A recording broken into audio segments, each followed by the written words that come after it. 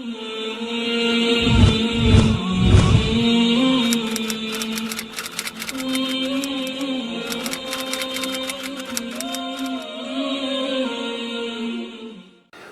محمد الا رسول، آیت نمبر 144 145 آل عمران۔ وما محمد الا رسول قد خلت من قبله الرسل افإن مات او قتل انقلبتم على اعقابكم ومن ينقلب على عقبيه فلن يضر الله شيئا وسيجزي الله الشاكرين۔ وما كان لنفس أن تموت إلا بإذن الله كتابا مؤجلا ومن يرد ثواب الدنيا نؤته منها ومن يرد ثواب الآخرة نؤته منها وسنجزي الشاكرين۔ اور محمد صلی اللہ علیہ وسلم تو ایک رسول ہے، ہو چکے ان سے پہلے بہت سے رسول، پھر کیا اگر وہ مر گئے، محمد اللہ کے رسول اگر مر گئے یا مارے گئے تو تم پھر جاؤ گے الٹے پاؤں، اور جو کوئی پھرے گا الٹے پاؤں تو ہرگز نہ بگاڑے گا اللہ کا کچھ، اور اللہ ثواب دے گا شکر گزاروں کو۔ اور کوئی مر نہیں سکتا بغیر اللہ کے حکم کے، لکھا ہوا ہے ایک وقت مقرر، اور جو کوئی چاہے گا بدلہ دنیا کا تو دیویں گے ہم اس کو دنیا ہی سے، اور جو کوئی چاہے گا بدلہ آخرت میں اس میں سے دیویں گے ہم اس کو، اور ہم ثواب دیں گے احسان ماننے والوں کو۔ ان آیتوں میں ایک لغزش پر تہدید ہے، ڈانٹنا ہے، اور یہ ڈانٹنا بھی ہمدردی میں ہے کہ جب حضور صلی اللہ علیہ وسلم کا وصال ہو گیا، یعنی خبر اڑ گئی تھی کہ بھائی آپ صلی اللہ علیہ وسلم وفات پا گئے، تو ذرا کمزوری آ گئی تھی، اس پر ڈانٹا ہے اللہ تعالیٰ نے۔ اور یہ آیتیں کام آئی ہے پھر وفات کے بعد، حضرت ابوبکر صدیق نے یہی آیتیں پڑھی تھی، دلاسا دیا تھا۔ تو اللہ تعالیٰ ڈانٹ رہے ہیں کہ محمد کے زخمی ہونے سے تم ہمت ہار جاؤ گے، ایسا نہیں کرنا ہے،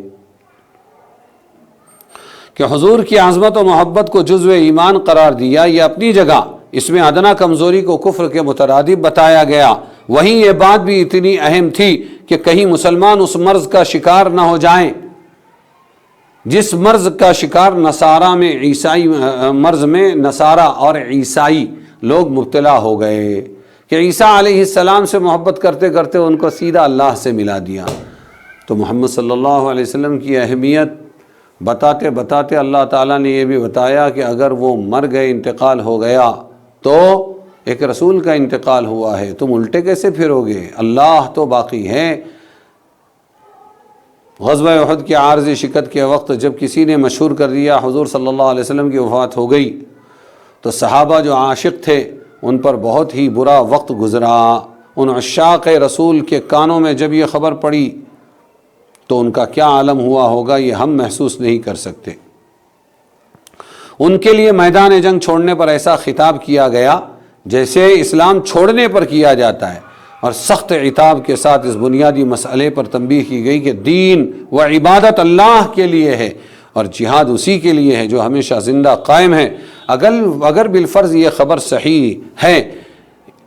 صحیح بھی ہوتی کہ حضرت صلی اللہ علیہ وسلم وفات پا گئے، تو بہرحال یہ ایک دن تو ہونا ہی تھا، اس پر ہمت ہار بیٹھنا، دین کا کام چھوڑ دینا ان کے شایان شان نہیں۔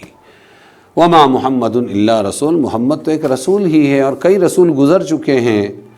تو آئندہ ایسی غلطی نہ ہو، جو کریں اللہ کے لیے کریں، اللہ باقی ہے، اس لیے دین کے کام سے پیچھے نہیں ہٹنا ہے۔ اس میں ثابت قدم رہنے کی تعلیم ہے کہ ہر انسان کی موت اللہ کے نزدیک لکھی ہوئی ہے، اس کی تاریخ وقت معین ہے، نہ اس سے پہلے کسی کو موت آ سکتی ہے، نہ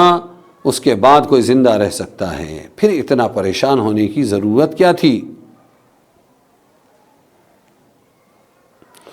اسی طرح کچھ لوگوں نے حضور کی بات نہیں مانی اور وہاں سے جنگ کا پاسا پلٹ گیا اور وہ مال غنیمت جمع کرنے میں لگے۔ اس پر یہ آیت ہے کہ جو دنیا کا ثواب چاہے گا، بدلہ چاہے گا، ہم تھوڑا دے دیں گے، لیکن جو آخرت کا ثواب چاہے گا تو ہم اسے آخرت کا ثواب دیں گے، اور ہم شکر گزاروں کو بہترین بدلہ دیں گے۔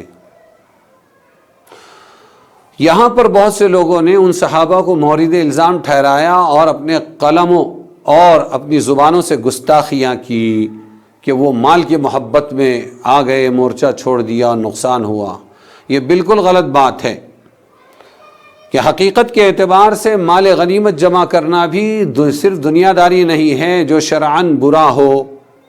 بلکہ مال غنیمت جمع کر کے محفوظ کرنا، پھر اس کو اس کے مصرف میں صرف کرنا، یہ بھی ایک جزو جہاد ہے، حصہ ہے اور عبادت ہی ہے۔ ان حضرات صحابہ کا اس میں شریک ہونا صرف طمع دنیاوی کی وجہ سے نہ تھا، کیونکہ شرعی ضابطہ ہے کہ اگر وہ مال کے جمع کرنے میں نہ جاتے اور اپنی جگہ ٹھہرتے تب بھی ان کو اتنا ہی حصہ ملتا جتنا جا کر ملا، یہ بات ان کو معلوم تھی۔